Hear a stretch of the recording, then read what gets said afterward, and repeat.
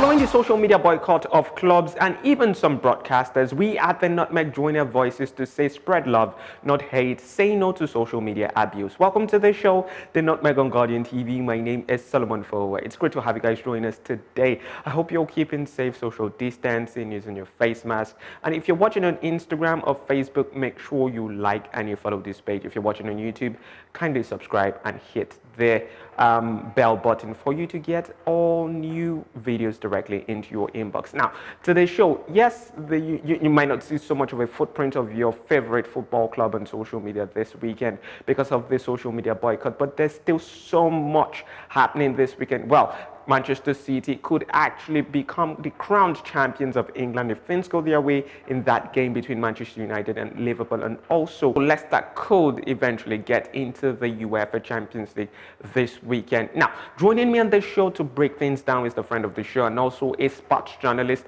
that's Kunle Fayiga. It's great to have you join us on the show today, Kunle. Thanks for having me, Solomon. Good to be here once again. Great. I know you're chomping at the bit for you to, sink your teeth into, happenings from the Europa League after Manchester United actually defeated Roma 6-2, and also the game between Villarreal and Arsenal ended 2-1 in favor of Villarreal. So, if I can get your brief thoughts on the happenings in the Europa League, how excited were you that Manchester United actually won? I would say it wasn't it was as expected. I expected Manchester United to beat Roma. Well, I didn't expect that much goals really, because I felt 6 was a little too much. But I did expect goals, say maybe something like 3-2, 4-2 or thereabout, because both teams are attacking side. You understand? So there was a lot of attacking there, and there were lots of goals. Then for Arsenal Villarreal, I think it was also the same thing. I felt it was going to be very difficult for Arsenal because Villarreal have been a very, very consistent side this season. They might just be fifth in La Liga, far away from the top four, but they've held it down. They've held it down quite easily. So none of it was a surprise for me yesterday. Interesting. So now moving to happenings this weekend, we've got a huge game of great importance. Well, maybe the importance is a bit with it down because of Manchester City rather, where they've blown the entire league apart. But it has huge implications for Liverpool because they are still running for a place in the Champions League, now looking to finish fourth. So it's Manchester United against Liverpool, what you would call a huge rivalry in England. How do you see that game panning out, and what do you think Liverpool will be getting out of this, seeing that it might affect their chances of getting into the Champions League? It's going to be, let me say it's going to be an open game, even though I think, if I would say based on momentum, I expect Manchester United to actually win the game because Manchester United have it going better for them than Liverpool is. I mean, we saw last weekend how Liverpool blew a very good chance at home to claim all points against Newcastle, but they ended up drawing. So it still goes to show that Liverpool are still not, they've still not gotten their rhythm, even though we can say, okay, maybe the bulk of the players who were, at least the attacking players like Jota are back and all. There's still that, I don't know, maybe it's a psychological thing, or they just haven't just found their rhythm. So it's going to be an open game, but I think it will be in favor of Manchester United. Now, because Liverpool are still here and there, I don't know. The top four is going to be really, really difficult for them because you can't actually guarantee that. It's never sure that Liverpool is going to win a game, even when they are favorites, just like we saw against Newcastle last week. And judging by what Manchester United played against Roma on Thursday, I mean, we also saw something similar in the FA Cup when the two sides met. You saw how Manchester United were going at them, and the goals came.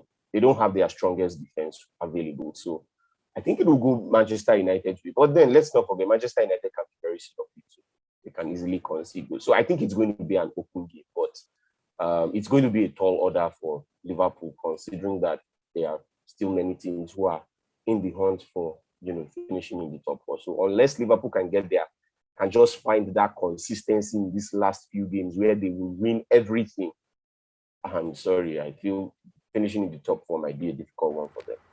So interestingly, City can become champions of England this weekend. They play Crystal Palace, and if they win that game, especially with things working in their favour in that game between Manchester United and Liverpool, if Liverpool wins, it means that they'll be crowned champions. But my question to you would be, what do you think has made City special this season? We've seen them, deploy different strategies. At some point at the beginning of the season, they were more a traditional side, but now towards the end of the season, from middle to the end of the season, they are this false nine playing side, depending on midfielders and even on orthodox wingers. So what do you think has made City special?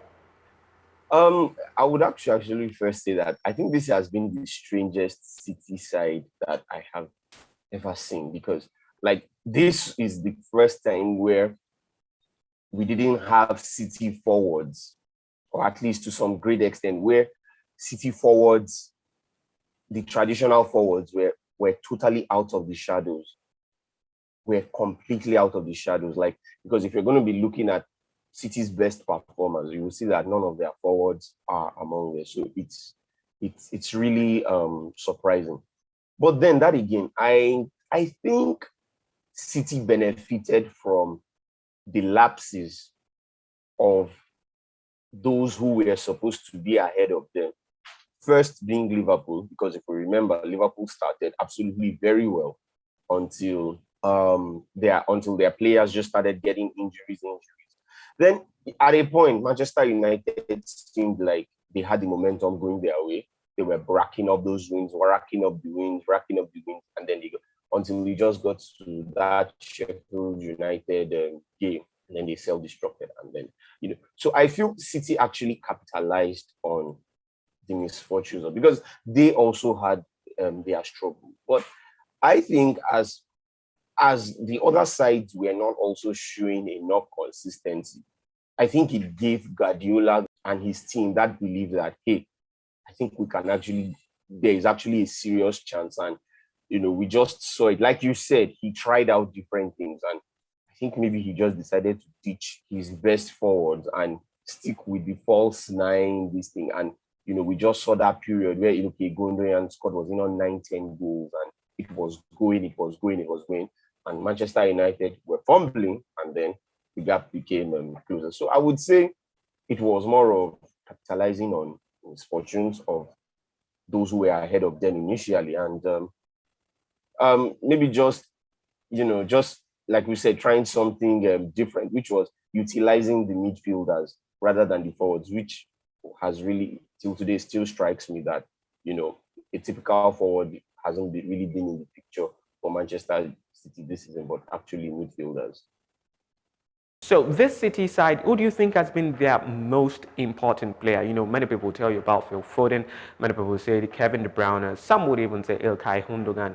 And, you really kind of state the importance of Ruben Dias, the defender that has brought about, stability in their defense. John Stones also has been quite important for them. Who do you think has been the most important player in this City side? For me, it's been Ilkay Gundogan, because, the way he actually rose out of the ashes, really, because Gundogan is someone you don't actually get to really see on the field. Most times you don't really get to see him, but the way he just became so consistent with those goals were actually very vital for City, because it was in that run in City were able to overtake Manchester United and cement their top. So imagine without Gundogan's goal, City might not even have. Maybe Manchester United would have, or maybe it would have been a closer. It would have been a closer race, between City and the gap wouldn't have been as wide as this. They will be trading results, bad results here and there, and all. So, for me, it's been Gundogan. I know people say Kevin De Bruyne, but Gundogan really took his game that another level. So. Gundogan is City's best player for me. Oh, great thoughts there. Thank you so much for talking to us today on the Nutmeg Kunle Fayiga. Thank you for having me once again, Solomon. I appreciate it. Thank you so much. Great. So that's all we can take on this show today, unfortunately. Kindly make sure you join us on Monday for the review show. Yes, because we are going to be talking about a whole lot of things that happened this weekend, and maybe we'll be celebrating City becoming the champions of England. Thank you so much for joining us. My name is Solomon Fowowe, and this has been The Nutmeg.